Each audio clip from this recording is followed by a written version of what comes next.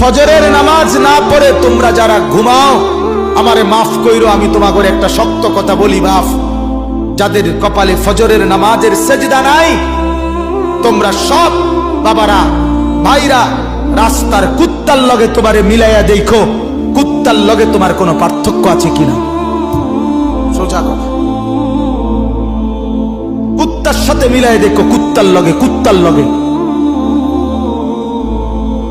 ওই জানোয়ার শুধু ঘুমায়, ওই জানোয়ার পেশাব পায়খানা করে, ওই জানোয়ার খাবার খায়, ওই জানোয়ার যৌবনের যৌন চাহিদা পূরণ করে। তুমি জানোয়ার একই রকম, ওই জানোয়ার সেজদা ছাড়া জাগলো, তুমি জানোয়ারও সেজদা ছাড়া জাগলা।